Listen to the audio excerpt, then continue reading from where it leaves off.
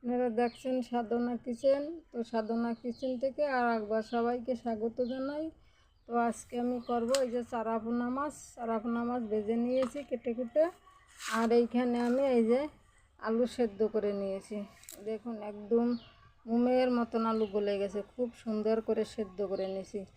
আর এর জন্য আমি মশলা নেব, পেঁয়াজ, রসুন, আদা কুচানো, কাঁচা লঙ্কা, সরিষা, সাদা জিরা, সমস্ত উপকরণগুলো আমি এখন বেটে নেব। তো সঙ্গে থাকুন।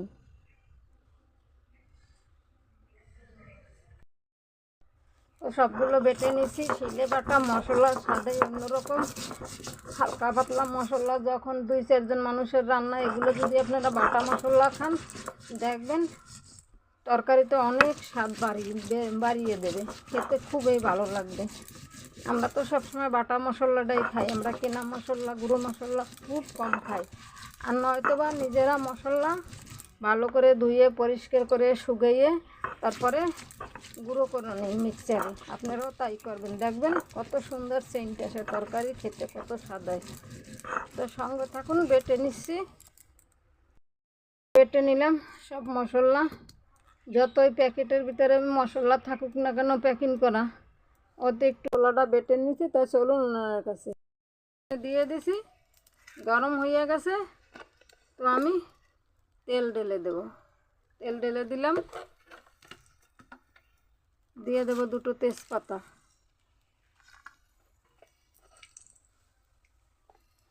আর দেব 2টো গোটা সাদা জিরে।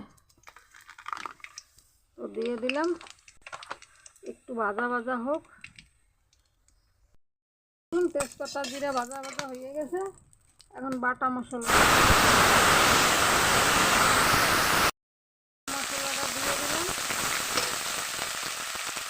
ভেজে নেব। হলুদ দিয়ে দেব, পরিমাণ মতো নুন দিয়ে দেব, ভালো করে নেড়ে ফেড়ে ভেজে নেব।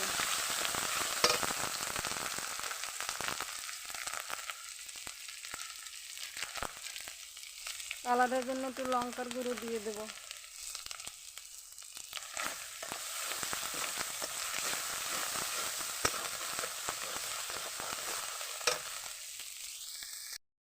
মশলা ভাজা হয়ে গেছে, এবার হালকা একটু জল দিয়ে মশলাটা ভালো করে কষাই নেব।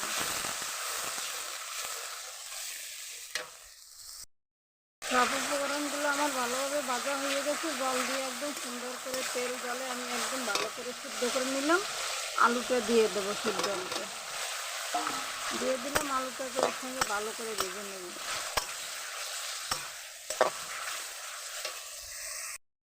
তো দেখুন আমার আলুটা খুব সুন্দরভাবে মশলার সঙ্গে মিশে গেছে।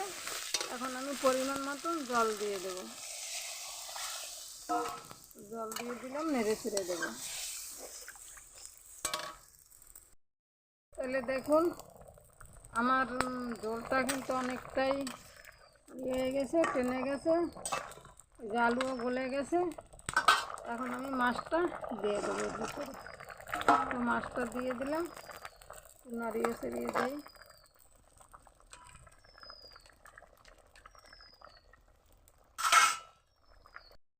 হয়ে গেছে প্রায়, এখন নামিয়ে নেব। 2টো ধনিয়া পাতা কুচিয়ে রাখছিলাম, দিয়ে দিলাম।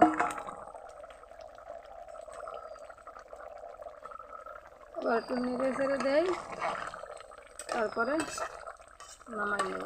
হয়ে গেছে, খুব সুন্দর হয়েছে। তো নামাই নেব, আসুন। তো নামাই নেই, এরকম রান্না করে খেয়ে দেখবেন। আলু সেদ্ধ করে মাছ দিয়ে তরকারি কত দুর্দান্ত স্বাদ লাগে। আর ভিডিওটা যদি ভালো লাগে লাইক কমেন্ট শেয়ার অবশ্যই করবেন, পাশে থাকবেন। চ্যানেলে যারা নতুন আছেন অবশ্যই চ্যানেলটি সাবস্ক্রাইব করবেন, অনুরোধ রইল। তো নামিয়ে নিলাম।